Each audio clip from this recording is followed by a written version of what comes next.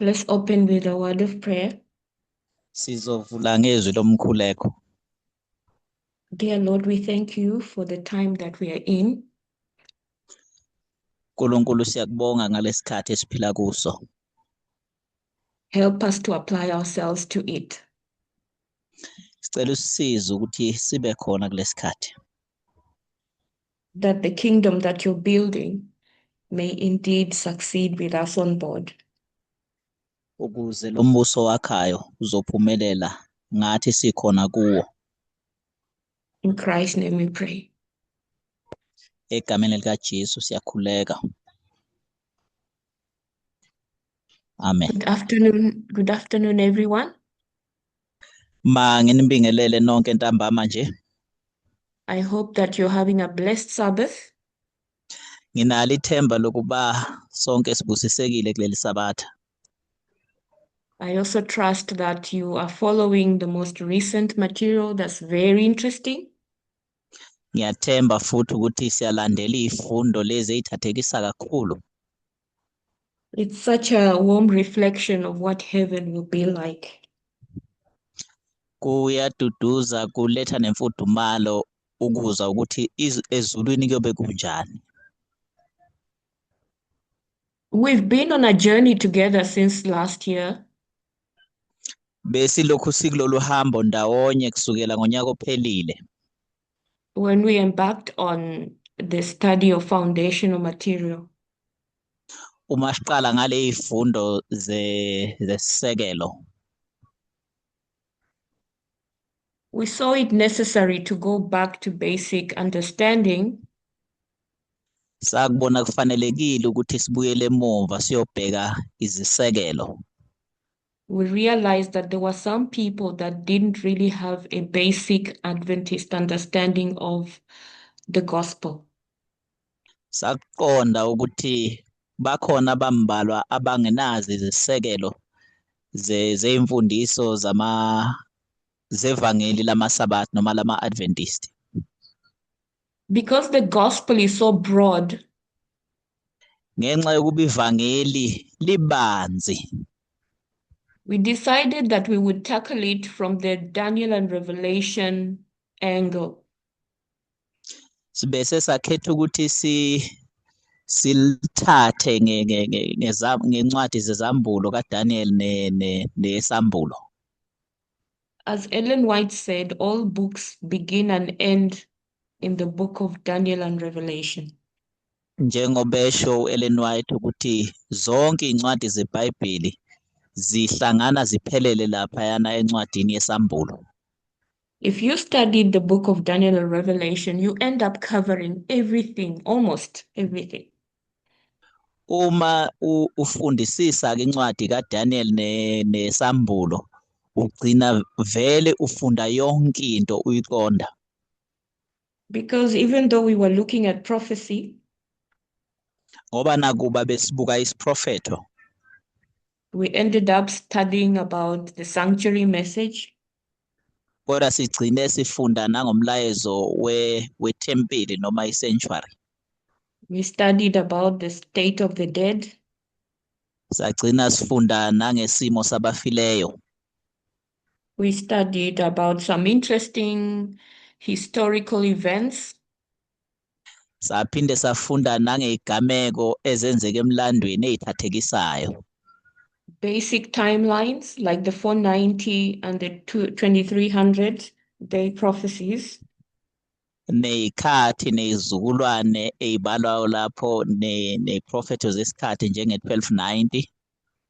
Some major waymarks like 31 AD, 34 AD, 70 AD. Nemkhombandlela emikhulu kakhulu njengo31 AD, u34 AD kanye no70 AD. We even looked at 508, 538, 1798 and 1844. Saphinde sabheka no508, no538, no1798 kanye no1844. And we covered the great Second Advent movement of the Millerites in great depth. Sase sibheka ke isikhathi lesi sama Millerites ngobubanzi. nangokujulile. We were just reminding ourselves of things that we know. Besizikhumbuza nje ngezinto esizaziyo vele. I had thought this journey would take 1 or 2 months, Ngiyacabanga ukuthi lolu hambo uzothatha nje inyanga eyodwa noma ezimbili. but I think it's about a year now and we're still not done. Ngicabanga ukuthi kuye lesikhathini esingangonyaka njengamanje futhi asikaqedi. But I believe we've covered enough grounds. Ngikholela ukuthi ke okuningi kodwa sesiye sakubheka. Because going forward, I think we need to move on and cover the recent material. Ngoba kuya phambili kwamele siqhubeke sigcine sibheka izifundo ezenziwa ngalesikhathi samanje. So today I'm just going to give a brief summary of what we've covered. Namhlanje ngizonikeza nje ukubuyekeza okuncane ngokuthi ikuphi esesikubhekile esikhathini esindlule. Actually, a broad overview of the great controversy. Impeleni sobuyekeza nje kabanzi ukuthi lempe enkulu imayelana nani. So let me just try to share my screen. Ngizokwabelana nje nge-screen sami khona la. I know that the great controversy is a really huge subject. Ngiyazi ukuthi lo daba oluphathele nempe enkulu kuyihloko esikhulu. I understand that in a space of one study-less time, I cannot cover everything. Ngiyakuqonda ukuthi ngesifundo esisodwa nje angeke sikhona ukuthi sikufunde konke. And I know that there are many perspectives of looking at the great controversy. Ngiyazi futhi ukuthi ziningi indlela zokubuka lempe enkulu. So this one that I'm going to present is just one of many perspectives. Lena ke eyodwa engizoyiletha ngaphambi kwethu eyodwa kweyiningi ezikhona. We covered the whole book of Daniel. Siye sabheka yonke incwadi kaDaniel. And most of what we covered was basic Adventist understanding. Okuningi esithe sakubheka empeleni nje isekelo eqondakalayo nalapha nakuma-Adventist. Obviously, many of the symbols in Daniel and Revelation have been refined by the development in the movement. Ngokusobala ezinye zezimpawu ezilaphana kwincwadi yesambulo ziye zibukisiswa i-movement. But the basics were still there. Kodwa nje isekelo belokhu zikhona vele. At least until you get to Daniel 11:40 to 45. Nakuba ke until uzuyofika ku Daniel chapter 11 uvesi kuba u40 uzuyofika ku45. When we got to those verses, we were forced to adopt the movement's position on those interpretations. Uma sifika kulawo mavesi siphoqelekile ukuthi sithathe indlela i-movement etolika ngakhona uma sifika lapho. But when we get to the book of Revelation, Kodwa masifika encwadini yesambulo, first of all, what I'm showing here is a brief summary of how the book of Revelation is structured. oqala nje ngobonisa lana isibuyekezo nje sokuthi incwadi yesambulo iyakheke kanjani. The book of Revelation has 22 chapters. Le ncwadi yesambulo yakhiwe izahluko eziwu-22. We've made it to halfway through. Sifundeke saze safika phakathi nayo. We've covered chapter 1 to 11. Sifunde lawo chapter kusukela kweyokuqala uziyofika ku11. But once we start getting into chapter 12, Uma siqala singena kwi-chapter 12, really at this point, we must stop. empeleni khona la sikhona kwamele sime. Because Adventism does not have a correct view on the rest of the chapters of Revelation. Ngoba ama-Adventist empeleni awanako ukutolikwa kwale ncwadi kunoma kwalama chapter alandelayo ukusukela la. If we start now talking about basic Adventist understanding, it's going to just be error. Uma singaqala sikhulume ngalokhu ebesikufunda lapha kuma-Adventist kulama chapter lokho kuzobe sekuba nje iphutha, kuzoba namaphutha amaningi. So we will stop our foundational studies at chapter 11. Sizoma-ke ngey'mfundiso zethu zeyisekelo bekade siyifunda ku-chapter 11. Chapter 12 to 22, we are going to depend on developments in the movement. Ukusukela ku-chapter 12 uziyofika ku-22 so bese sincika kakhulu-ke ngokukhula komlayezo lo okukhona njengamanje. So chapter 1, just as a brief summary of the book of Revelation. Ukubuyekeza nje kancane uma sobheka uchapter 1 lapha kwencwadi yesambulo. This is when Christ introduces himself to John, and he's going to give John a view of what's going to happen until the end of the world. Ilapha khona uKristu ezathula kuJohane ezombonisa okuzokwenzeka kuze kuyoba sekupheleni komhlaba. In fact, up to the new earth and the new heaven. Empeleni kuze kuyofinyelela emhlabeni omusha nasezulwini elisha. Chapter 2 and 3 cover the history of the 7 churches. Isahluko sesibili nesesithathu sibese sona sikhava umlando wamabandla la isikhombisa. Chapter 4 is a vision of God's throne and how heaven is invested in what is happening on earth. Uchapter 4 ubonisa isihlalo sobukhosi sikaNkulunkulu nokuthi uzinikele kangakanani ukubheka nokusebenzela abantu emhlabeni nokwenzeka khona. Chapter 5 is when the roll of history is about to be unsealed.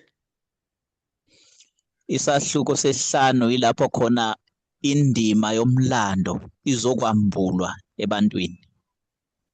If anything is going to happen, this history must be opened. Uma kukhona into ezokwenzakala lo mlando ufanele ukuthi wambulwe ebantwini. And when the history is opened, the 6 seals are revealed. Uma umlando wambulwa ke nezimpawu lezi ezisikhombisa nazo ziyambulwa.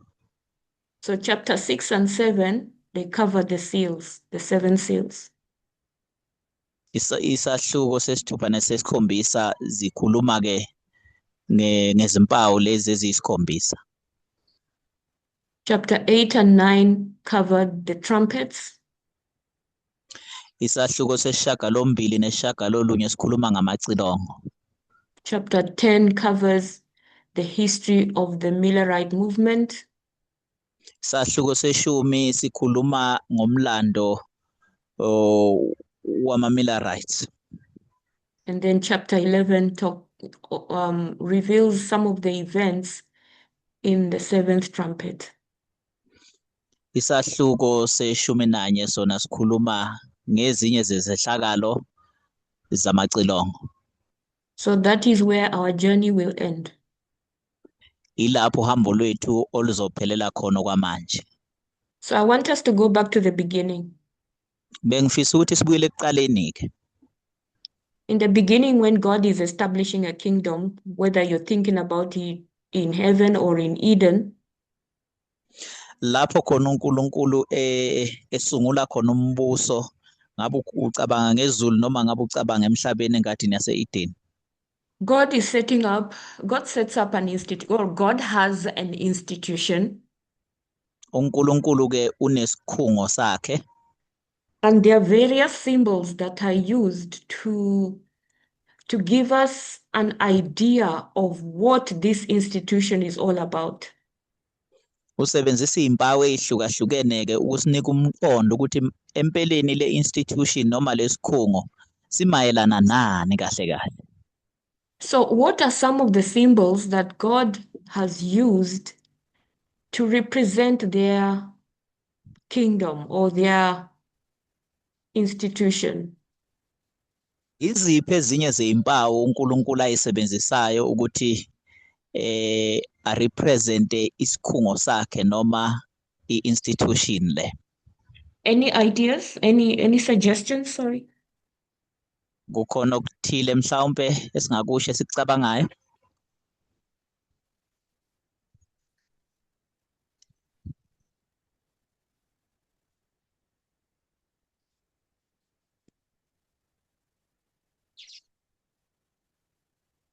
How was worship structured in the Old Testament?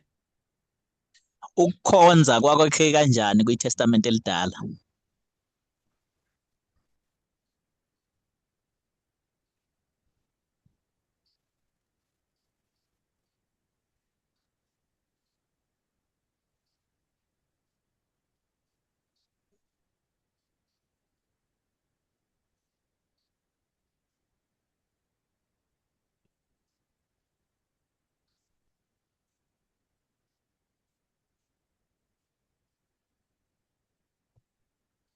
Hello.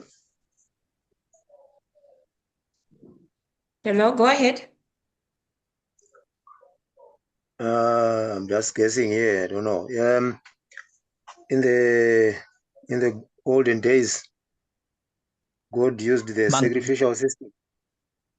Mangaqagela nje esikhathini esindlula uNkulunkulu wayesebenzisa imhlatshelo. Very good guess. Uqagele kahle. I like that. Do you want to add some more? Ngiyakuthanda lokho. Uyafisa ukunezezela okuthile mhlawumbe? I mean, just using the sacrificial system to actually show the people how they were supposed to worship God. Usebenziseke inkonzo le emhlatshelo ukubonisa abantu ukuthi bafanele ukukhonza kanjani. Thank you very much. So there is a system that God's established. Ngibonga kakhulu. uNkulunkulu ke wasungula isystem ethile noma uhlelo oluthile. There was a temple. Kwakhona itabernacle. Inside the temple, a bunch of priests. Phakathi kwitabernacle kube khona abapriesti abaningi. The sacrificial system, like Nicholas says. Inkonzo yemhlatshelo njengoba eseshilo uNicholas. If you are to put all of that together, what would you call it? Uma ungakuhlanganisa konke lokho ungabe sukubiza ngani?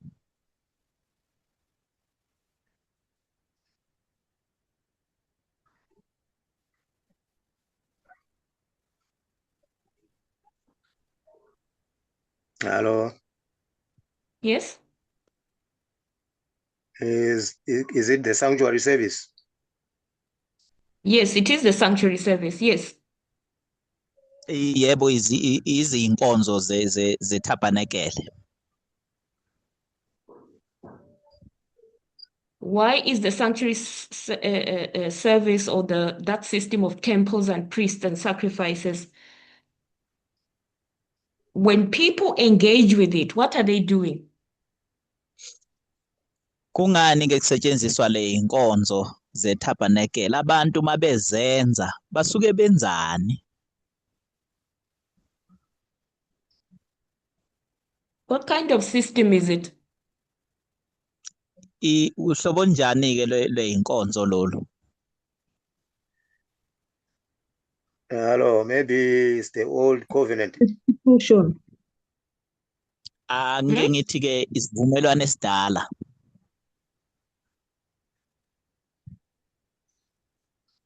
Yeah. It was.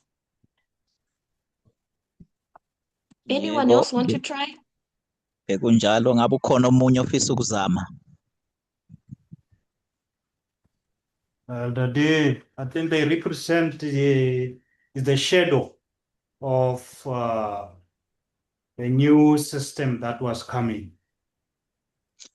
Ngicabanga ukuthi ke zayimelele isithunzi salezinto eziyakuza esikhathini esizayo. You're right. That's true. Ushaye khona kuliqiniso lokho. But what I'm looking for Kodwa engubhekile is that it was a system of worship. ukuthi bekuyizinkonzo zokukhonza lezi. A religious institution. Bekuyisikhungo senkolo noma sezenkolo. Is about the relationship between humanity and God. Ziphathelene nobudlelwane phakathi kwabantu noNkulunkulu. On the other hand, Ngakolunye uhlangothi there's a set of other symbols that represent God's institution. kuphinde kube khona ezinye izimpawu ezihlukahlukene ezimelele isikhungo sikaNkulunkulu. Those sets of symbols have nothing to do with worship. Lezo izimpawu ezahlukahlukene aziphathelene nalutho nokukhonza. Can we try to think Ngiyafisa nje what that ukuthi is? sicabanga ukuthi kuyini lokho.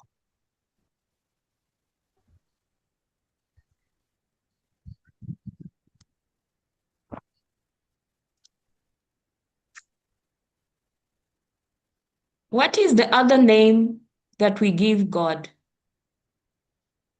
Iliphi elinye igama esilinikeza uNkulunkulu? When David inherits the throne of Saul, King Saul,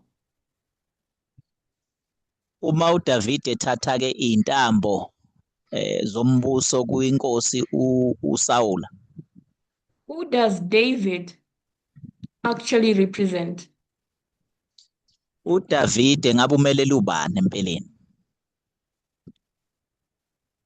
David as a person that is sitting on the throne, who is he representing? uDavid njengomuntu ohleli ehlalweni sobukhosi umelele ubani? Hello. Yeah. Is he standing as a king? Good. uDavid uhleli njengenkosi lapha ya. So David is a king, he's sitting on a throne. uDavid inkosi ehleli phezu kwesihlalo sobukhosi. So he wears a crown and he obviously has an army. Ugqoke umqhele ngokucacile ke unebutho. That army has a bunch of horses. Lelo butho liba namahashe amaningi. So opposite to religion, what is this? What can we call this side of God's institution? Ngaphandle nje kwezenkolo lolu hlangothi singalibiza ngani kwisikhungo sikaNkulunkulu? Hello? Hello? A political institution that protects the kingdom. Ngingathi isikhungo sezepolitiki esivikela lo mbuso.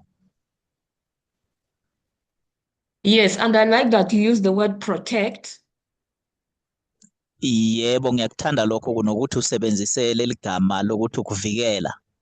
You're very right. I would refine it by saying protect people. Uqinisile ngamsana nawe ngasho nje ukuthi ukuvikela abantu. What we are learning recently Esikufundayo nje kulezi insuku is that God's institution is a political institution. ukuthi lesikhungo sikaNkuluNkulu naso singesezepolitiki. I think the problem is that we've only viewed it as a religious movement from the beginning. Ngicabanga ukuthi oke kwaba inselelo kithi ukuthi besilokhu sisibuka lesikhungo njengesezenkolo kusukela ekuqaleni. Even though we know that ancient Israel was a theocracy, Nakuba besazi ukuthi uIsrael wasendulo beholwa uNkulunkulu kuphela, inkosi yabo bekuuNkulunkulu. theocracy meaning church and state are combined. I-theocracy ke le ichaza ukuthi inkolo nezombuso kuhlangene. But by and large, as Christians, we focus on the religious side of things. Kodwa ke thina siye sabheka lo hlangothi lwezenkolo kuphela. So God's institution has a religious aspect, Isikhungo ke sikaNkulunkulu sinehlangothi lezenkolo, and that is why we talk about priests, temple, worship, sacrifice, church. ingakho sikhuluma ngabapriesti nangemhlatshelo nangebandla nangenkonzo. All about the love for God. Konke lokhu kuphathelene nothando lokuthanda uNkulunkulu. But in fact, God's institution is a kingdom. Kodwa empeleni nje isikhungo lesi sikaNkulunkulu siwumbuso. It must have a king with a crown, an army with horses. Sifanele ukuba nenkosi, sibe nebutho, siphinde sibe namahashi To protect the people. ukuze sivikele abantu. Largely, we know that God's kingdom is based on the law of love. Ngobubanzi siyazi ukuthi umbuso kaNkulunkulu wakhelwe phekwesisekelo zothando. But until the midnight cry, we were blind to equality. Kuze kufike umlayezo okukhala kwasebusuku besilokhu sizimpumputhe okuphathelene nokulingana kwabantu. We had no visibility of it. Asikhonanga ukuthi sikubone. Mostly because we view God's kingdom as only a religious institution. Ingxenye enkulu eyenze lokhu ukuthi umbuso kaNkulunkulu siwubuka kuphela njengowezenkolo. So let's go back to when God decided they wanted to create intelligent beings. Asiye sibuyele emuva siye lapho khona uNkulunkulu bekhetha ukuthi bazokwenza abantu abahlakaniphile. So it is common knowledge to Adventism how God made a decision, what kind of people to create. Kuyaziwa ke na ma-Adventist ukuthi uNkulunkulu wenza njani, kwakuyini uhlelo lakhe ukuthi enze noma akhe labantu. Should God create robots or should God create people with the freedom to choose? Ngabe uNkulunkulu kwakufanele akhe ama-robot, izinto nje eziyimishini, noma kwakumele akhe abantu abazoba nokucabanga, bakhona ukuzicabangela. I don't want to get into the details of that, but we all know the decision that God made.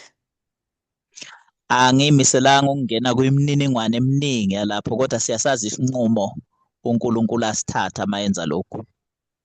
So now I want us to define two words. Ngifisa ukuba sichaze amagama amabili lapha. The first one is freedom. Elokuqala inkululeko. The second one is liberty. Elesibili inkululeko noma ukukhululeka. Are they the same word or are they different?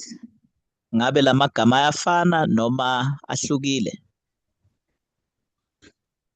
What do we think, friends? Sicabangani bahlobo?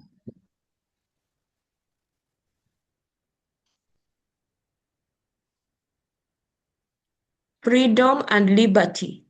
Same word or different? Inkululeko noma ukuziphatha ngaba yafana noma ahlukile? I hear in your translation, Tammy, that you're using different words for both of these words.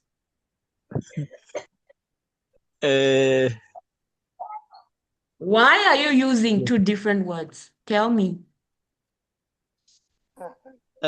Actually they are similar but not really the same. They are similar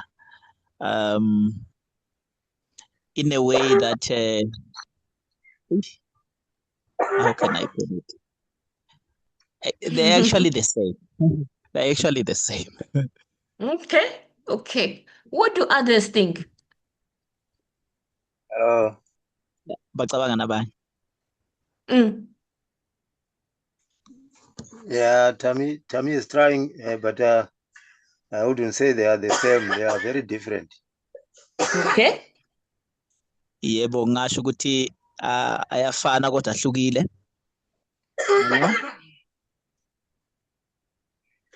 Take us through it. Okay. So they are interchangeably used sometimes, or they are swapped. Asetshenziswa esikhundleni selinye kwelinye, kwesinye isikhathi ayashintshaniswa. But I think they've different nuances to what they mean, what they imply. Kodwa ngicabanga ukuthi incazelo zakhona ziyahluka lapha nalapha. Yeah, freedom is a bit broad, but liberty is specific to the power that one has to act. Inkululeko lena ibanzi kodwa masikhuluma nge-liberty yona ikhuluma ngamandla lawo athile osukunikwe wona ukuthi wenze leyo nto ngaleso sikhathi.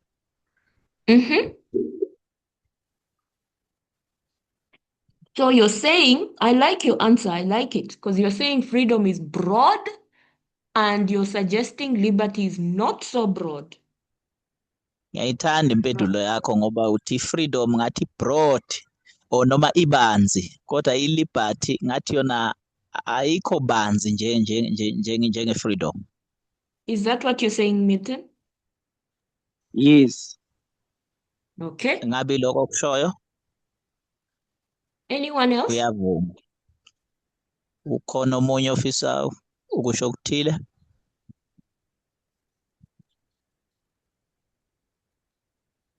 Okay, let me let the cat out. Hello? If liberty is given freedom, you yourself choose. Liberty, you are given freedom of something. It is a controlled someone. Okay, I like that answer. I-freedom ngathi uyayikhethela kodwa i-liberty ngathi wena uyakhethelwa. I like that. Okay. Ngiyayithanda leyo mpendulo. I'm going to combine both of these answers. Ngizohlanganisa zonke le impendulo esesiyitholile. And we're going to say that there is two models.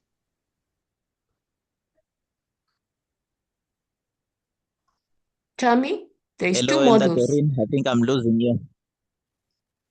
Are you there? Or is it my network? Okay, I can hear you now. Can you please repeat what you were saying? We have two models we're gonna look at. Sineyindlela ezimbili esizoyibuka. The first one is freedom. Eyokuqala inkululeko. As Milton said, it's broad. Njengoba beshilo kuMilton ukuthi ibanzi le. This is the ability to act, choose, live without restraint. Lokhu ke kukunika amandla ukuthi wenze ukhethe uzenzele wena ngaphandle ukuthi kube khona imigomo ethile. You are the only human being in the whole universe. Nguwe wedwa umuntu emhlabeni wonke jikelele. God has made only you. uNkulunkulu wenze wena wedwa. You have access to all the planets and all the beautiful things God has put on all those planets. Unegunya lokuthi uye kuyo yonke eminye imihlaba futhi nazo zonke izinto ayilethile uNkulunkulu phambi kwakho. So definitely the only consideration in your mind is, what can I do with all of this? Into ongayicabanga nje engqondweni yakho ukuthi kuphela ngingenzani ngayo yonke lento enginikwe yona. That's the only worry you have. Yiloko kuphela nje okukhathazayo. Getting through all those planets and doing whatever you want. Ukuya kuyo yonke lemhlaba eminye wenze nanoma yini oyithandayo. Model 2 is liberty. Indlela lesibili nayo futhi enkululeko. Liberty is freedom, but it has some restraints. Liberty nayo inkululeko kodwa yona ke iba nemingcele noma nemigomo ethile. Why do we have restraints within liberty? Kungani sifanele sibe nemingcele engamele siyeqe lapha kuyiliberty noma inkululeko?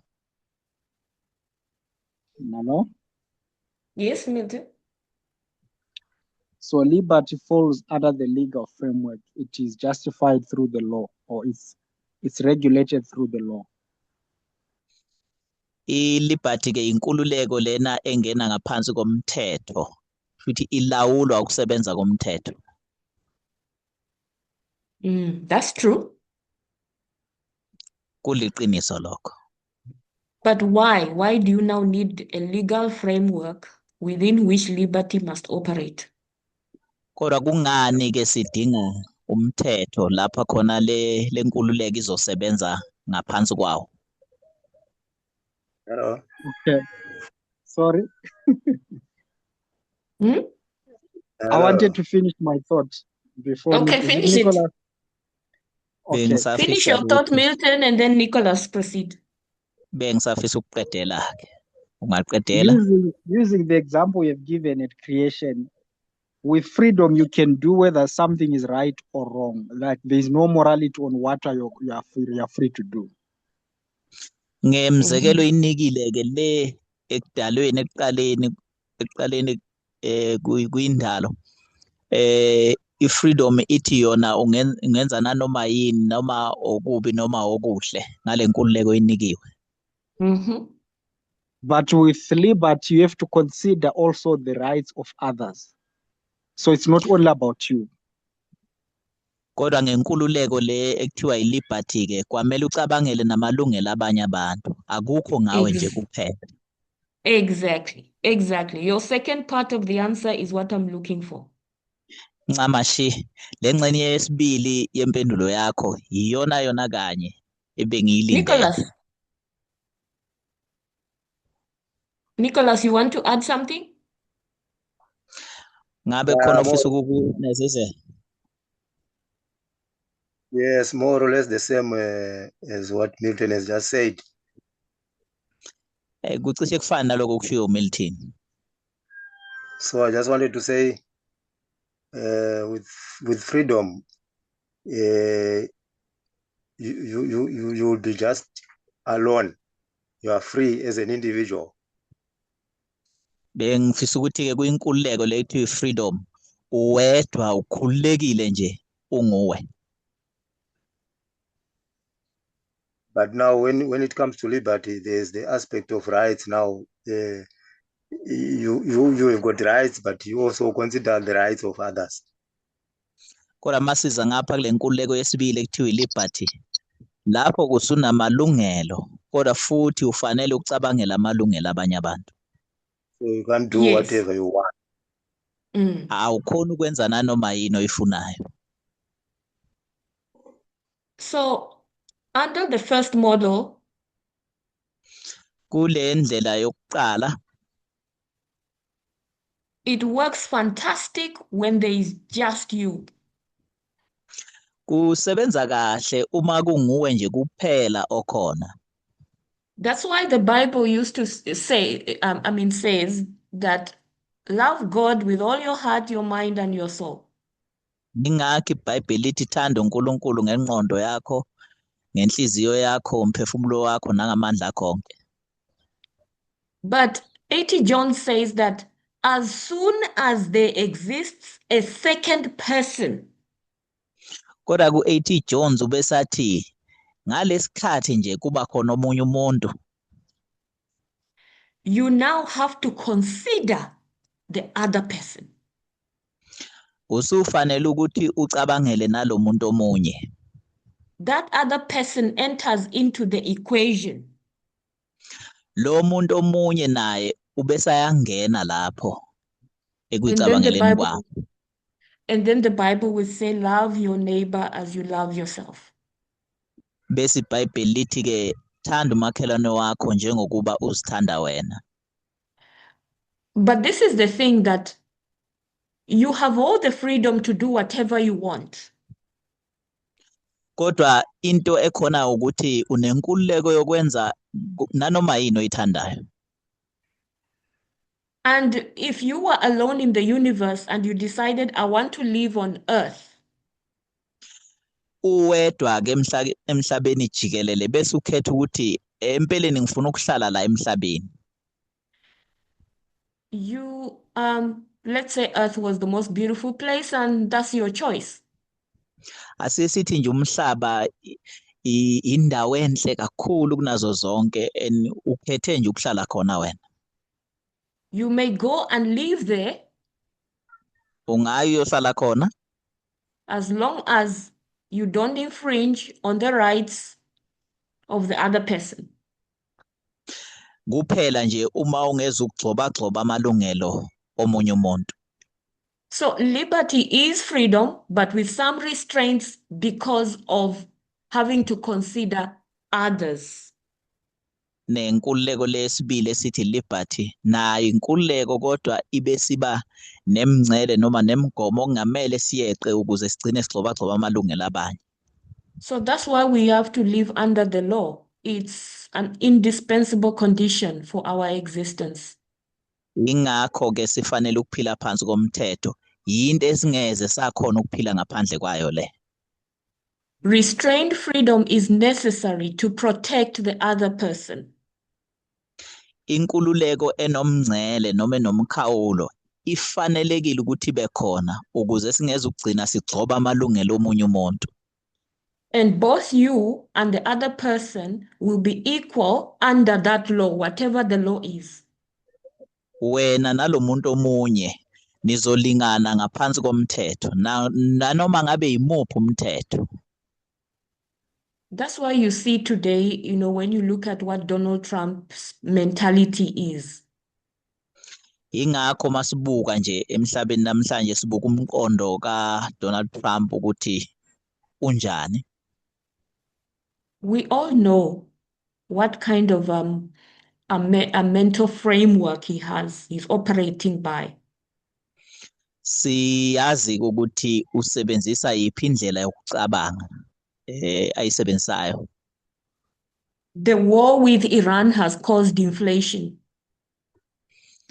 Lembi ke yase-Iran yenze ukuthi isimo somnotho sintengantenge.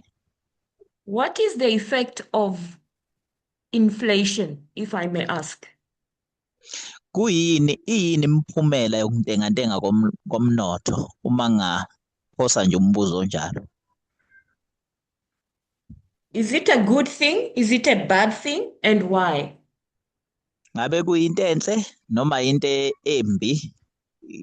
Isizathu kungaba yini? Hello. Mm. Yeah, inflation is actually a bad, very bad thing. Empeleni ukuntengantenga komnotho nje into embi kakhulu. Because that's where we have a shortage of goods actually, or there's more money chasing a few, very few goods. Siba nokushoda kweimpahla kodwa sibe nemali eningi ibe isebenza ezimpahleni ezimbalwa. Yeah, that's it in short. What else? Anyone want to add? Ngabe ukhona omunye ofisa ukuphosa itshe esivivaneni? Hello, I think you have global recession, a possibility of recession. Kuyaye kusikaze nokuwa komnotho nje umhlaba wonke. Just like 2008. Lokhu kusikhumbuza kusibuyisele ku-2008. Or the time period of COVID. Noma ngesikhathi se-COVID.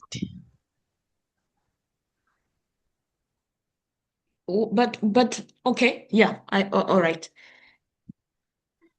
We had inflation during those periods, but I'm saying, how does inflation affect people?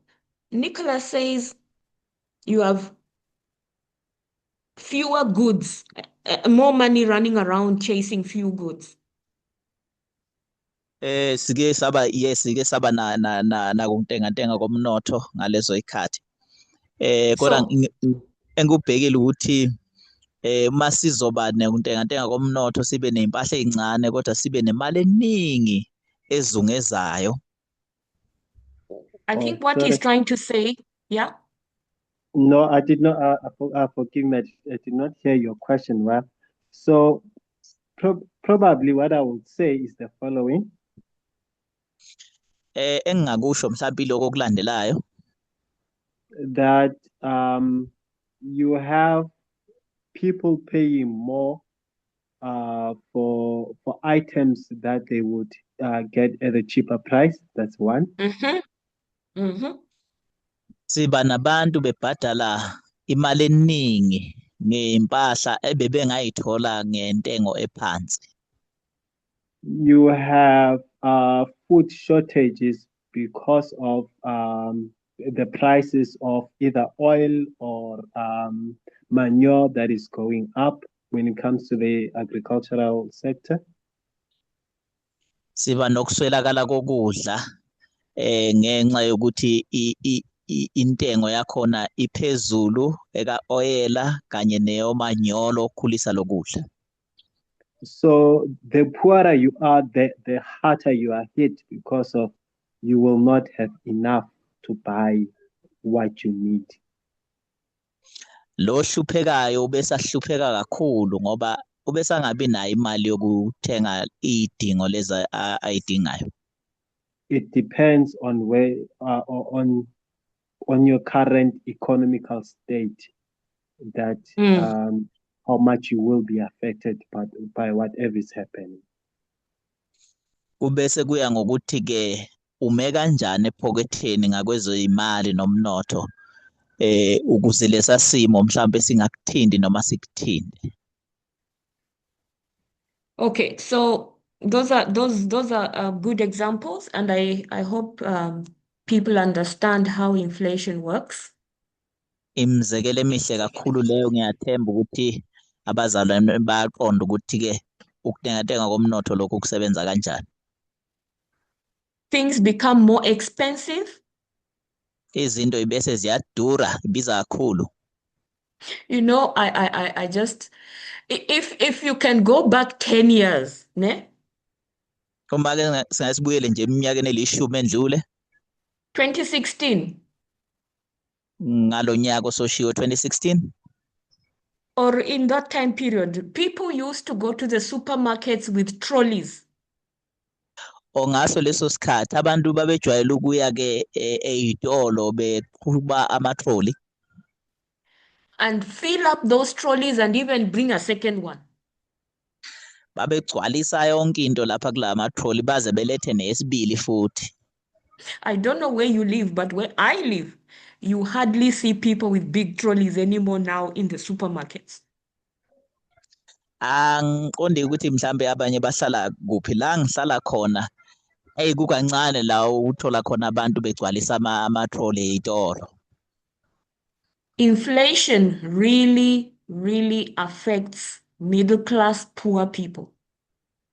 Ukuntengantenga komnotho ngempela kuyabathikabeza abantu laba bangathathi intweni ngakwezomnotho. Life becomes really hard Impilo nje iba nzima because the money that you have in your pocket cannot even get you some basics. ngoba le mali oba nayo nje kwi-wallet yakho ayikhoni nokukutholela nje iy'dingo zempilo. But for the rich people, Kodwa laba abacebileyo inflation can be a huge advantage. leyo nto iyabasebenzela bona. That's why you hear Sorry. That's why you can hear continue. Donald Trump not bothered by what's happening with this inflation thing. Ingakho-ke uthola uDonald Trump engayigqizi icakala nje indaba yokuntengantenga komnotho. He just wants to enrich himself and he doesn't care about the next person. Ufuna nje ukuzicebisa yena, akamkhathalele omunye umuntu oseduze kwakhe. So that's the problem with freedom when it's not restrained. Iyona-ke inkinga leyo mayelana nenkululeko uma ingenayo imingcele nemigomo ezobekwa. So the foundation of God's government is this free will, which is under the law.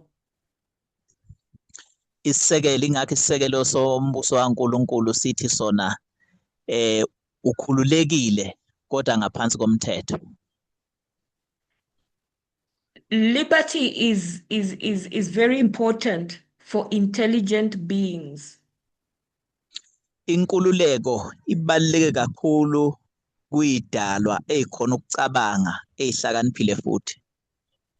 In Patriarchs and Prophets, page 331, it says, to deprive humans of the freedom of choice is to rob them of their prerogative as intelligent beings and make them mere robots. Laphana kwincwadi-ke i-Patriarchs and Prophets ithi yona ukuvimba abantu ukuba babe nelungelo lokuyikhethela ukubarobha ilungelo lokuthi bayikhethele bayicabangele njengabantu and ubenza umshini noma amarobot ngalokho. So you can't separate freedom of choice from intelligence. Awukhoni-ke ukuhlukanisa phakathi kwelungelo lokuyikhethela kanye nezidalwa ezihlakaniphileyo. That's why they are saying that AI is now reducing our intelligence as human beings. Ingakho-ke kuthiwa i-AI lena yehlisa izinga lokucabanga noma lokuhlakanipha njengezidalwa njengabantu. Liberty creates possibilities. Inkululeko ivulela amathuba amaningi. It develops the initiative, creativity, and responsibility. Inikeza kodwa umsebenzi creativity noma ngithi ukudala kanye nesimilo kanye nokuyiqalela izinto initiative. You see, where freedom, people who operate on freedom only, like Donald Trump. Abantu abasebenza phansi-ke kwenkululeko kuphela njengoDonald Trump. Responsibility, this aspect of liberty, they don't care about it. Irresponsibility-ke abanayo laba bantu abasebenza ngale lungelo noma ngale nkululeko nje abanendaba futhi nokuthi ubani wenzani uthini. the conscious to say, look, if I'm drilling all this oil, it's going to cause climate change and poor people in Africa are going to suffer. Ukucabanga nje ukuthi uma ngidrilla lo oil abantu base-Afrika bazobe sebehlupheka bayithola besenkingeni, leyo nto akayicabanga. Because we know that climate change affects poor people more than rich people. Akacabanga ukuthi ke ukuguquguquka kwesimo sezulu kuzobathinta kanjani. Siyazi ukuthi ukuguquguquka kwesimo sezulu kuthinta kakhulu abantu laba abahluphekayo. So you can't separate liberty with intelligence. Ngakho ke asikhona ukuhlukanisa inkululeko lesithi liberty kanye nezidalwa ezihlakaniphileyo ekhona ukucabanga. And that is why the US becomes a great nation in the beginning, because they are preserving liberty. Ingakho ke iAmerica iba izwe elikhulu ekuqaleni ngoba bavikela lelungelo lenkululeko. It becomes a glorious land because it has created an environment that allows people to prosper. Iba ilizwe elihle ngoba iye yakhanda isimo noma indawo lapho khona abantu bazothola ithuba lokuthi baphumelele futhi bejabule. That is what Sixth Kingdom is all about. It's about people from all walks of life coming together to create, to learn, to trade, to produce new ideas and institutions. Umbuso wesithupha umayelana nalokho kanye lapho khona abantu besuka indawo zonke zomhlaba behlangane lapha bezodala, bezohweba, bezokwabelana ngolwazi. Zonke lezi zinto zenzeke ukuthi iMelika ibe yizwe elihle. It is the kind of government that God intended to establish right from the beginning. Uhlobo lombuso lolu uNkulunkulu ayehlose ukuthi alidale kusukela kwasekuqaleni nje. But when Lucifer is going to challenge God's government, Kodwa ke ngalesikhathi ke uLucifer ke ezophosela inselelo loluhlobo lombuso, he is going to take a position uzobe ethatha uhlangothi oluthile that everything that is wrong in heaven and on earth is because of God's law. uzobe sathi yena yonke into engalungile ehambe wrong ezulwini nasemhlabeni ingenxa yemithetho nemiyalo kaNkulunkulu. The law of love, Umthetho wothando, the law that is liberty under the law, ukukhululeka ngaphansi komthetho, to guarantee equality, ukuqinisekisa ukulingana kwabantu bonke. the law that is the freedom that is restrained. This one. Inkululeko lena enemngcele nemigomo. This law that is necessary to protect the other person. Umyalo noma umthetho ofanelekile ukuthi ube khona kuze uzovikela nalomuntu omunye. Satan wanted unrestrained freedom. USathane ke nawe efuna inkululeko engenamngcele lapho kuutararata khona. He is suggesting that when you restrain freedom, things go wrong on the earth and in heaven. Yena uthi uma uzoba nemngcele kodwa ube uletha inkululeko, izinto ivele ibhede nje emhlabeni. So this statement will say Lucifer took the position that as a result of the law of God, wrong existed in heaven and on this earth. This brought against God's government the charge of being arbitrary. uLucifer kube athi noma lesasicaphuno sithi uLucifer wathatha uhlangothi lokuthi impumela yomthetho kaNkulunkulu iyona elethe yonke into engahambanga kahle ezulwini nasemhlabeni. Lokhu ke kulethe ukuthi umbuso kaNkuluNkulu iwona noma wabeka icala uNkulunkulu ukuthi nguyena owenze lokhu ngokuthi ufuna ukubusa ngokuba uzwi lakhe. So Lucifer manages to convince a third of the angels that what we need is unrestrained freedom. uLucifer ke wakhona ukuthi adonsele ohlangothini lakhe ingelosi eziwubuthathu third yeingelosi ukuthi asiyidingi imithetho sifanele ukuphila nje ngotararata. He comes here on earth and gets humanity to buy into that idea. Uza nakhona la emhlabeni ubathengisela lelo phepha, isintu sithengisela lelo phepha siyalithenga naso. We know God decides not to destroy him, but to allow him to work out his idea of proper governance. Siyakubona ukuthi uNkulunkulu akambhubhisi ngaso leso sikhathi, kodwa uthi umnikeza ithuba lokuba abonise lo mbuso akhuluma ngawo. So that the whole universe can see what kind of government exists. So that the whole universe may see what unrestrained freedom results in. Ukuze imhlaba yonke jikelele ibone ukuthi ubukeka kanjani umbuso lapho khona inkululeko engenamngcele la uyiphilela khona nanoma kanjani. This unrestrained freedom, le nkululeko ke engenamthetho, within around 2000 years after creation, after Eden, emva kweminyaka ewu-2000 kusukiwe ke engadini yase-Eden, we already had chaos. Kuvele kwaba isibhicongo nje. Sexism was already rampant.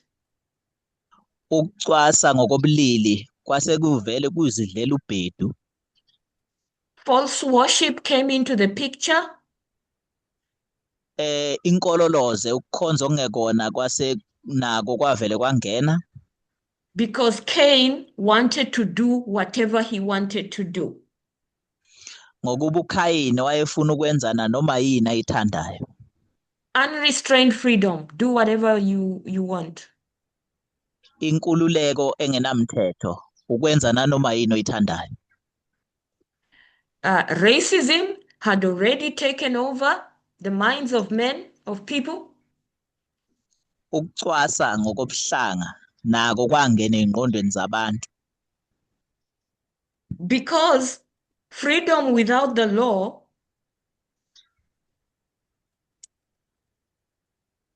ngokuba inkululeko engenamthetho, it says do what thou wilt. Ithi yona yenze nanoma yini oyithandayo. Tararata. And as we saw earlier, this is all good. Njengoba sibonile ekuqaleni, konke lokhu kuhle. The problem is there is another person now. Inkinga ifika la ekuthenini sekukhona omunye umuntu manje. Imagine that you're living in a wilderness and you're doing whatever you want. Awucabange nje uphila ehlane, wenza nanoma yini oyithandayo. You can hunt wherever you want. Ungazingela nanoma ikuphi la uthanda khona. Move to wherever you wish. Ungahamba uyohlala la uthanda khona, la ufisa khona. Build whatever you want. Ungakha nanoma yini oyifunayo. And so far, it's all good. Kuze kube ileso sikhathi, hayi, konke kusekuhle. But as soon as someone stronger than you exists, Kodwa nje ngalesikhathi kufika onamandla kunawe. And they want what you want. Bese afuna lokhu nawe okufunayo.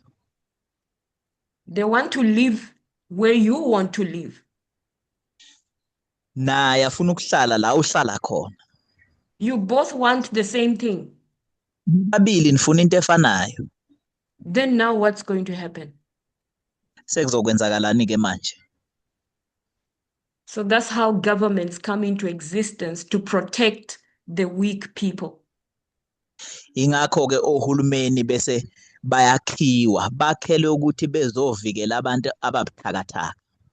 Yeah, but the testimony says that by the time of the flood, there was so much chaos on this earth that God had to destroy it with a flood. Umoya kwesiprofeti uthi wona emhlabeni ngesikhathi nje uqeda kudala umhlaba kwaba khona nje isibhicongo ngendlela yokuthi uNkulunkulu wakhetha ukuthi umhlaba ubhubhise ngozamcolo. This idea of unrestrained freedom is in fact what caused Cain to run away. Lo mqondo wokuba nenkululeko ngaphandle komthetho yiwona owenza ukuthi uKhayini bese agcine ebaleka noma ehamba. What was he running away from? I mean, he just killed his brother. Wayebalekelani? Wayeqeda kubulala nje umfowabo. 1 minute he wants to do whatever he wants, the next minute he wants to be protected.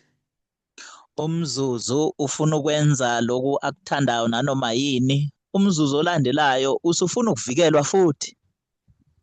And of course, because he wanted to do whatever he wanted to do, but because he needs protection, he decides to build cities instead of running to God.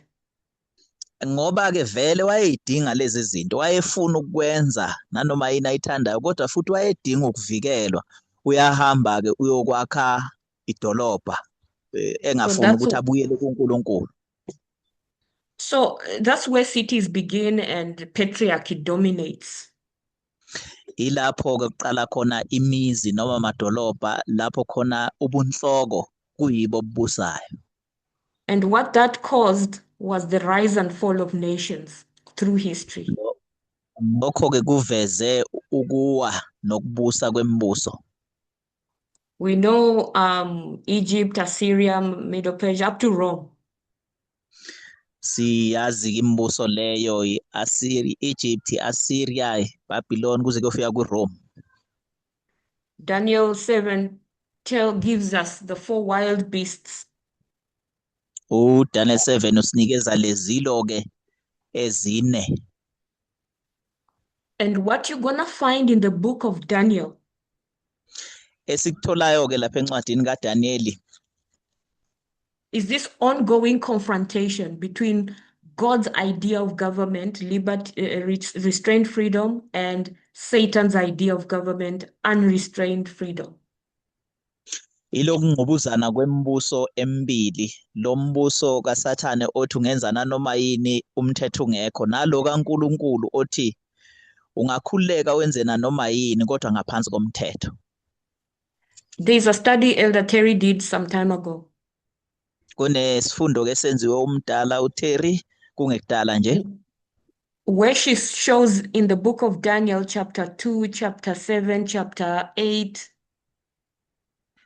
La ebonisa khona kulawo ma-chapter kaDaniel 2, 7 kanye no 8. And even 11. No 11.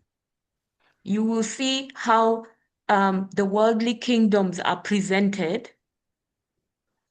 Ilasibona khona ukuthi ilethwe kanjani lembuso yomhlaba. But each time you will see God directing Daniel to the fact that there's a divine response. Ngaso sonke isikhathi uyabonisa uNkulunkulu ekhombisa uDaniel ukuthi sikhona sinokungenelela isandla sikaNkulunkulu. For example, the statue will present all those kingdoms on the statue. Umzekelo nje isithombe lesiyana siletha yonke lembuso. But then you see the stone that will strike that statue and collapse it. Khona lapho bese sibona itshe leli eliqheshulwayo bese liyohlakaza sona lesithombe. In chapter 7, you see these wild beasts presented. They are desolating God's people. Kwisahluko sesikhombisa u7 sibona ke izilwane zasendle ziqoboza abantwana bakaNkulunkulu. But then you see God's judgment sitting and bringing punishment upon the earthly kingdoms. Khona lapho ubona ke ihlalo ibekwa kuhlalo kuba khona ukwahlulela okuba khona emhlabeni kuyo lembuso. So what you're seeing is that ongoing confrontation between God's kingdom and Satan's kingdom. Sibona lokuqhubeka ukungqubuzana kwalembuso emibili okaNkulunkulu kanye nokaSathane. At the point that Israel goes into Babylonian captivity, ngalesikhathi ke uIsrayeli eya ekuthunjweni kwaseBabylon, you're going to see 4 main world kingdoms bring us to the end. Sibona ke imibuso emine eqavile esilethe ekupheleni kwesikhathi. The first 3 we know them. Lemthathu yokuqala siyayazi. But the last one is divided into 3, sorry. Kodwa lo wesine wokugcina ubese uhlukana ihlandla ezintathu. This Rome takes us to the end. Lo mbuso waseRoma iwona ke osiletha ekupheleni. Ancient Rome, Papal Rome, and modern Rome. Kuba khona iRoma yasendulo, kuba ileyo ubupapa bese kuba khona iRoma yesikhathi samanje. Everything is about Rome. Yonke into ingeRoma. All this, that's why you see this escalation. Ingakho sibona lokukhuphuka lokho ukukhula nokwanda. Everything about all these worldly kingdoms culminates in Rome. Yonke into ngalembuso yomhlaba icubana lapha kwiRoma. I would say from about 31 BC up to the end of the world, up to the second advent. Ngingasho nje ukuthi kusukela ngo31 BC kuze kuyofikela ekubuyeni kwaKristu kwesibili. We are dealing with Rome here. Sibhekane nje neRoma. Christ dies under Rome. uKristu uyafa ngaphansi kombuso waseRoma. But Christ is resurrected and goes to heaven. Kodwa uKristu bese ayavuka ekufeni bese ayezulwini To prepare a place for his people. uyolungisa indawo elungiselela abantu bakhe. So Rome here must perfect its art. iRoma ifaneleke ukuphelelisa imisebenzi yayo. So I would say, Rome represents the final conflict between God's kingdom and Satan's kingdom. Ngingasho nje ukuthi iRoma imeleleke ezamanqamo ekugcineni lapho kulwa khona umbuso kaNkulunkulu nokaSathane. Between restrained and unrestrained freedom. Kubhekaneke imibuso emibili laphayana. Umbuso wokuqala ilo othi ungenza noma yini ungekho umthetho, lo wesibili uthi ungenza noma yini kodwa ngaphansi komthetho. This Rome that I've blocked off in red, le Roma ke leya yafakwa kokubende laphaya isithombeni. you can kind of bookend it between the first advent and the second advent. Singakhona nje ukuthi sikufake phakathi kwele mkhombandlela emibili, ukuza kaKristu kokuqala kanye nokuza kwakhe kwesibili. Between these 2 advents, you're going to have 7 churches, 7 seals, 7 trumpets. Phakathi ke kwalokubuya kokuqala nokubuya kwesibili khona amabandla ayisikhombisa, impawu ezisikhombisa kanye namacilongo ayisikhombisa. They are all different lines of the same history. Amalayini ke ahlukahlukene lawa afanayo kodwa imlando ehlukahlukene. 7 churches is just a depiction of God's church, how it's going to move from Ephesus to the next Ephesus. Amabandla ayisikhombisa lokhu nje kuveza ibandla likaNkulunkulu ukusuka kwibandla lase-Efesu uze uyofika kuleli lesibili ibandla lase-Efesu futhi. It's the religious history of God's institution. Umlando wezenkolo ngesikhungo sikaNkulunkulu. Then the seven seals. Bese kuba khona impawu eziyisikhombisa. You know that they are horses and riders. Siyazi ukuthi lapha khona amahashi kanye nabagibeli bawo. I'm suggesting that this takes us through the political history of God's institution.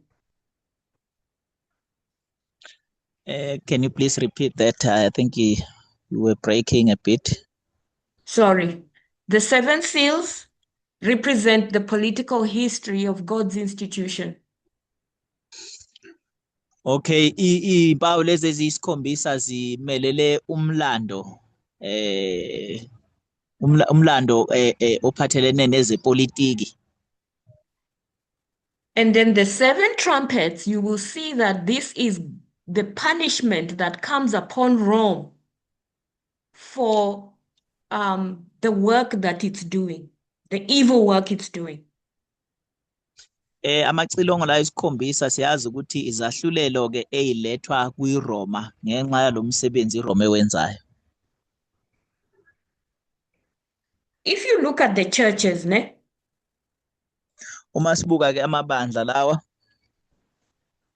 It will take you from Ephesus, Smyrna, Pergamos, Thyatira, Sardis, Philadelphia, and Laodicea. azolandelana ngalolo hlelo: Ephesus, Smyrna, Pergamum, Thyatira, Sardis, Philadelphia neLaodicea. I know that we 144,000 are the eighth church, Ephesus. Ngiyaqonda ukuthi i144,000 ile bandla lokuqala iEphesus. I'm not refuting that there is an eighth church. Anguphiki ke ukuthi likhona ibandla lesishiyagalombili 8. But for the purpose of what we are looking at, it ends in Laodicea. The seven is Laodicea. Kodwa nje ngokwenhloso yaloko esikubhekile liphelela lapha na kwibandla lesikhombisa iLaodicea. So it's not so good. Alilihleke kangako lelo bandla. But the seven seals, Kodwa impawu ezisikhombisa we covered the first up to the sixth. siye sabheka ke kusukela kuphawu lokuqala uze uyofika kwele6 isithupha. What we saw happens in the seventh Esikubonile kwenzeka kuphawu lwesikhombisa, chapter 7 of Revelation, isahluko sesikhombisa kwincwadi yesambulo, is the sealing of the 144,000.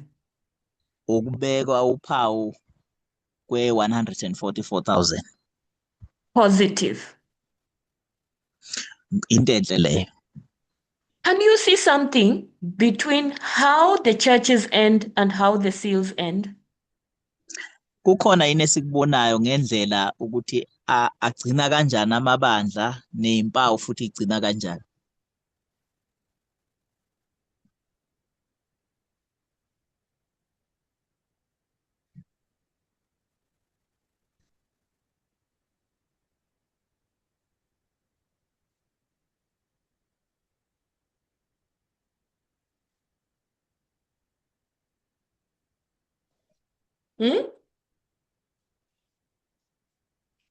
Have we seen the direction that we are taking in terms of the recent studies?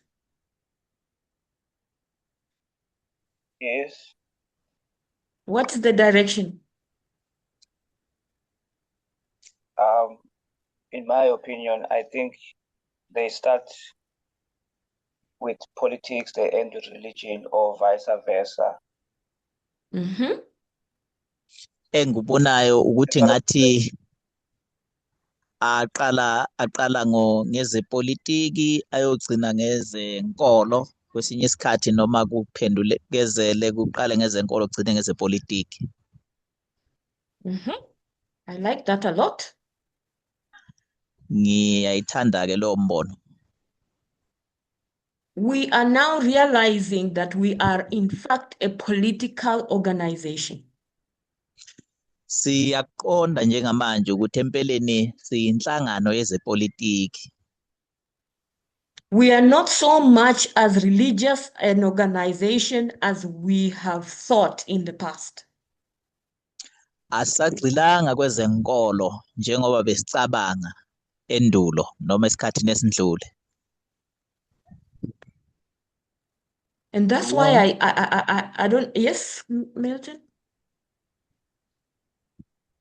When you look at the examples which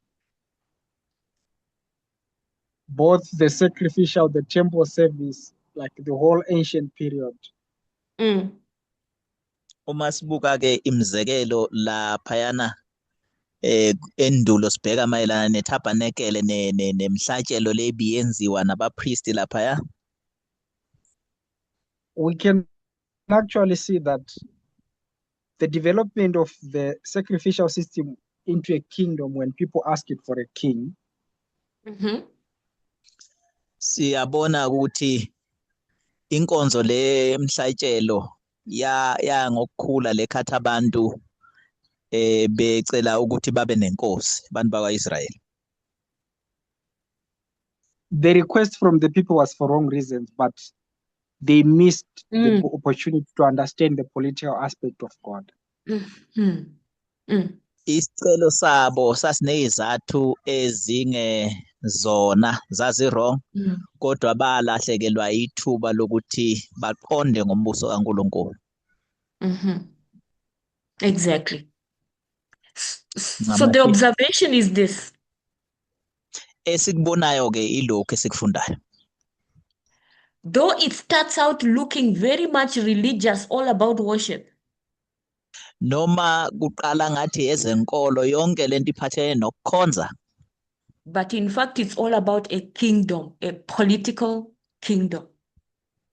kodwa empeleni yonke lento imayelana nombuso wezepolitiki. As modern Israel, we start out as a religious organization, we are ending up being a political one. Njengo-Israel wamanje siqale siwumbuso wezenkolo kodwa sesigcina siwumbuso wezepolitiki. I'm requesting for 5 more minutes. I know I'm approaching the end of my time. Mangizicelele nje imizuzu emihlanu, ngiyazi ukuthi sengifinyelele ekupheleni kwesikhathi sami. Just to tie it all up, am I allowed?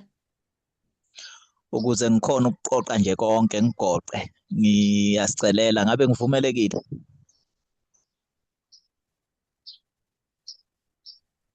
Yes. Okay. Siyavumela. We have just one slide to finish up, and it's gonna be a question. Sinama slide nje amabili amathathu bese siyaqeda kuzoba imibuzo le. This world is in problems. Lo mhlaba useyinkingeni nje. There are many issues, financials, political issues, health issues, all of that. Kuningi ezomnotho, ezepolitiki, ezempilo, zonke lezo zinto. But what do you think is the one word you can use is the cause of all the trouble in this world, from the beginning to when it ends?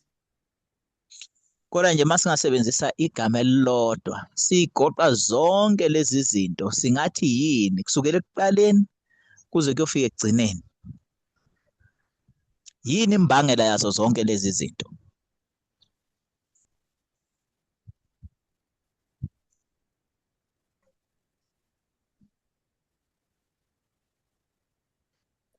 Think about the curses. Sicabange ngeziqalekiso. What's the how can I yeah, I know I'm not phrasing it well, but what is the cause of all the trouble in this world? Yini imbangela yazo zonke izinkinga esibhekane nazo kulomhlaba? I know that question is very broad. Ngiyaqonda ukuthi lo mbuzo loyo unokuningi phakathi ubanzi. At the end of the day, whatever Satan was suggesting Freedom, okay. Ekugcineni kosuku lokhu usathana ekuletha Hello? Yes, Milton.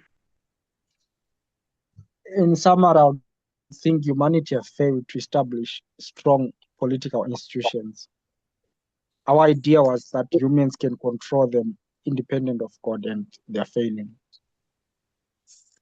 ekufincweni nje bengathi isintu sihlulekile ukuyilawula, sihlulekile ukwenza izikhungo ezizokhona ukuthi beyilawule bona, so befuna ukuphila ngaphandle kwaNkulunkulu kodwa kubonakala ukuthi cha ngeke bakhona.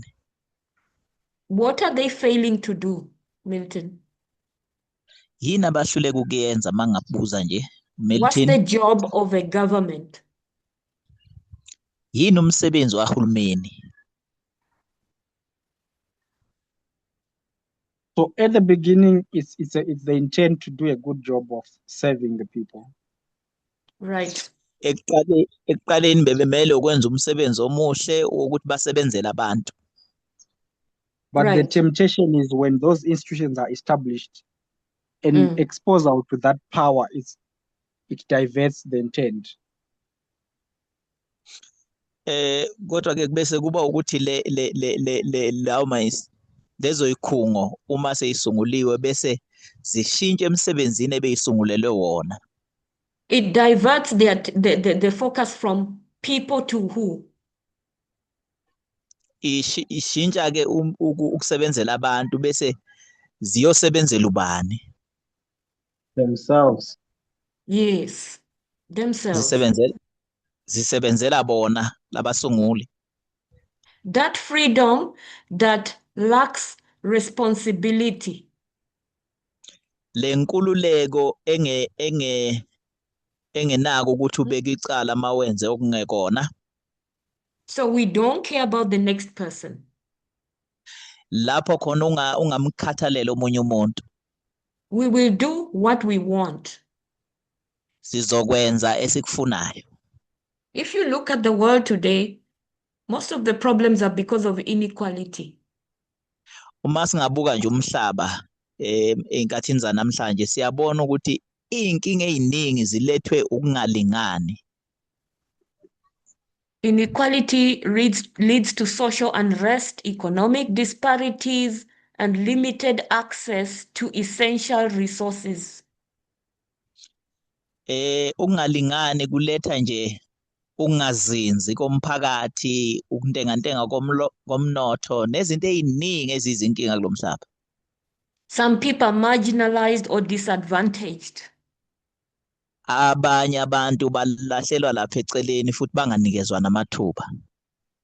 Economic inequality exacerbates poverty, limits social mobility, and perpetuates cycles of hardship. Ukungalingani ngakwezomnotho kuletha inhlupheko, kulethe futhi nezikhathi zobunzima kwabaningi abahluphekayo. And there is now an intersection with issues such as gender, race, geography. And khona lapha lezi zinto bese ihlangana zonke, kuhlangana into ephathelene nobulili, kuphathelene nobuhlanga, kuphathelene futhi nendawo la uhlala khona, zonke lezi zinto bese ixubana zibe imbumba zonke. The job of governments is to create policies that promote equality and equal access to opportunities for all people, regardless of their gender, race, geography, vulnerability. Umsebenzi kahulumeni ke ukwakha isimo lapho khona abantu bezolingana bonke futhi bathola amathuba bonke kungakhathalekile ukuthi ubuphi ubulili noma ubuphi ubuhlanga noma uhlala kuphi. And as Milton says, more governments have failed.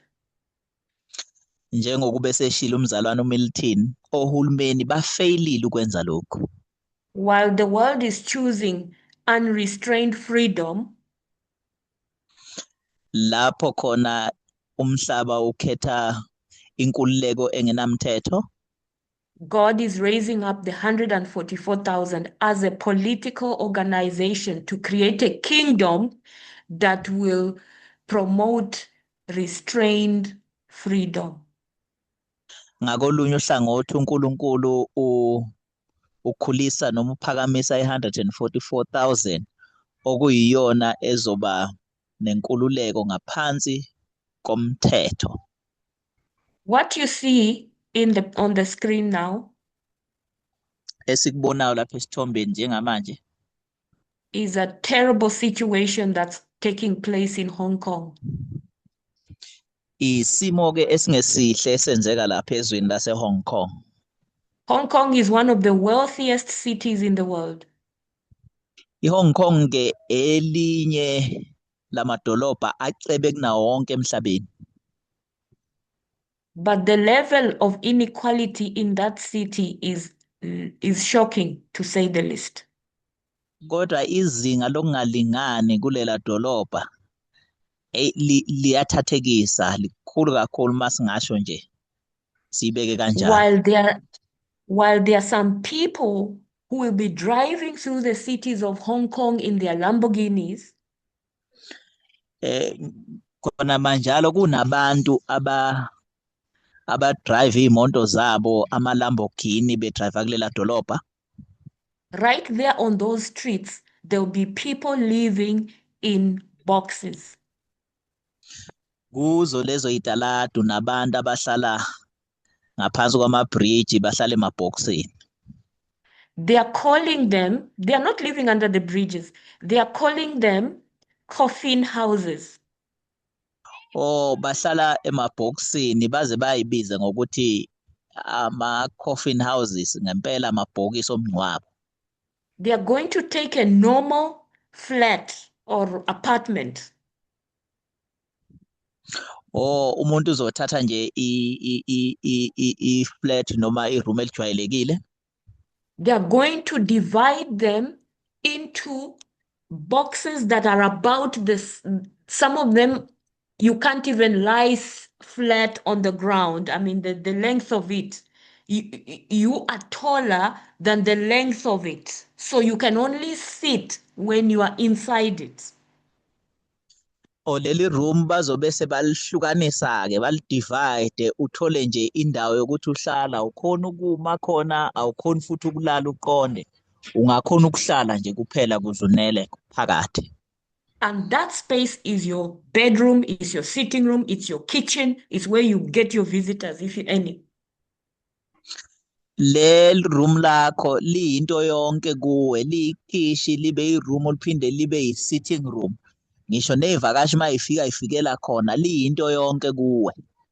You can't even stand up straight in this little house. Awukhona nokuthi uma uqonde unele kule room encane le. So that's just how unequal things are in Hong Kong. Kufinyelela esimeni esikanjalo ke ngokungalingani kwabantu lapha eHong Kong. The people that have get more, the ones who don't have get even less. Laba banakho bathola okungaphezulu kwabakudingayo. Laba bangenakho bagcina bengatholi lutho, sorry. And in the climax of this great controversy between the two ideologies, Esicongweni ke sokubhekana nekhondlo zamehlo kule mpi le ekupheleni kwayo. God is raising us up as a people. uNkulunkulu ke ubize abantu ayibizele bona kuye. As an organization that is going to function on the principles of restrained freedom. Ubabizele kuye njengesikhungo nenhlangano ezosebenza phansi kwenkululeko kodwa phansi komthetho. Yeah, so I think that when we look at the book of Revelation, I was trying to summarize the last confrontation. Ngicabanga ukuthi ke njengoba besibuka incwadi yesambulo bengizama ukufinga lo kungqubuzana noma lokubhekana ngekhondlo zamehlo kule mpi enkulu. in light of how the message is developing and how we are viewing things now. Kwingqikithi yokuthi umlayezo ukhula kanjani njengoba siwubuka nokuthi izinto sizibuka kanjani ngalesikhathi sethu. Yeah, so that is the end of our foundational studies. We're not going to have them anymore. Isiphetho ke seyifundo eziyisisekelo lezi besiqalile lezi ila siphetha khona ngeke sisaba nazo ezinye. Instead, we are now going to continue with trying to understand cutting edge truth as it develops. Esikhundleni salokho soba nale mlayezo ecijile esikayo ethathekisayo ngalesikhathi njengoba umlayezo lokhu ukhula. Any questions or comments, final comments? Singakuthokozela imibuzo noma imbono ethile noma esingakuphosa esivivaneni ngaphambi kokuba sivale.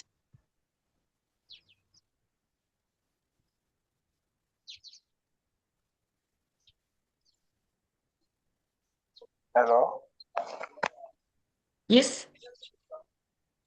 I just want to add on what you've just said. Ngifisa ukunezezela kulokhu oqeda kusho. That when you look at the systems of the worldwide, how government works. Masibuka inhlelo noma ama systems alomhlaba ukuthi ohulumeni basebenza kanjani. It's like all of them, they are designed to benefit the minority. Ungazi ukuthi bonke labo uhulumeni bakhandelwe ukuthi bazuzise abantu abayidlanzana abancane nje. Not for the benefit of the citizens. Ungathi abakhandelwanga ukuthi bazuzise izakhamuzi ngobubanzi. When you look at what is happening in South Africa currently and the world, uma sibuko kwenzeka eSouth Africa njengamanje nasemhlabeni jikelele, it's enough evidence to see how people are cruel, people think for themselves. Kunobufakazi obanele ukubonisa ukuthi abantu banonya kangakanani ukuyicabangela nje bona kuphela. It goes back to what we are studying, that when inequality came, when sin came, it destroys people's minds. Kubuyele emuva kuloko esikufundayo ukuthi uma ukungalingani kungena kubese kululaza kulimaze nemqondo yabantu. Unfortunately, some of the people like Donald Trump, they'll never recover from inequality. Ngeshwa nangebhadi abantu abafana noDonald Trump ngeke baze bakhona ukwelapheka kulokungalingani. Right now, the richest person in the world is from South Africa, Elon Musk, from white race. Njengamanje umuntu ocebe kunabo bonke emhlabeni owakhona la eSouth Africa igama lakhe Elon Musk. But he also lives in the world of thinking for himself to be the greatest person in the world. Naye uphila ngezweni lakhe lapho ecabangela khona yena yedwa ukuthi nje ufuna ukuba umuntu omkhulu emhlabeni wonke. And you have many of these people who think like him as well. Unabanye ke abacabanga njengaye nje.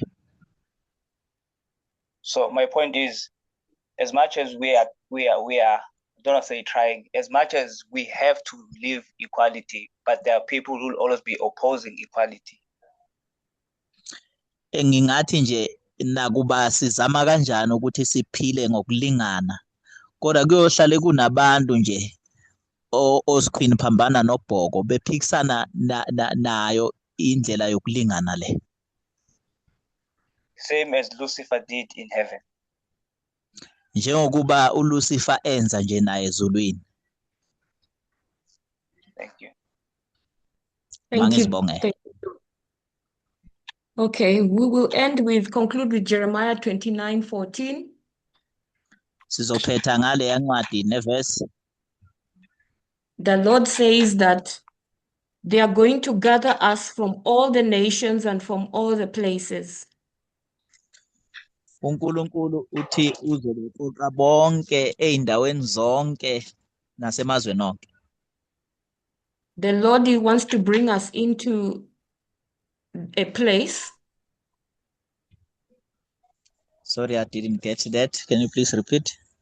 The Lord wants to bring us into a place uNkulunkulu ufuna ukusibeka endaweni after gathering us from captivity. emva kokuba esiqoqele ndawonye esisusa ekuthunjweni.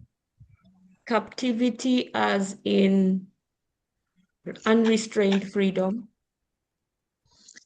Ekuthunjweni lokhu okomthetho okokuphila ngenkululeko engenamthetho. Into an ark called 144,000. Uzosiqoqela kwi-ark lebizwa ngokuthi 144,000. This political organization that is going to protect people. Le nhlangano yezepolitiki ezovikela abantu namalungelo abo. Okay, so we're going to close in prayer. Sizobe sesivala la ngomkhuleko. Dear God, we thank you uNkulunkulu othandekayo siyakubonga for creating an institution that promotes liberty. ngokusungula isikhungo esipromotha inkululeko. A place where everyone can thrive. Indawo lapho khona wonke umuntu engaphumelela. Regardless of their gender, their race, or their nationality. Kungabhekekile ukuthi uyibuphi ubulili, uyiluphi uhlanga noma uyisiphi isizwe. Thank you for making us part of this organization. Siyabonga ukuthi usenze ingxenye yalesikhungo. Help us to understand what we can do for this kingdom. Sicela usisize ukuba siqonde ukuthi yini esingayenzela lo mbuso. In Christ's name we pray. Amen. Egameni kaJesu siyathandaza. Amen. Thank you.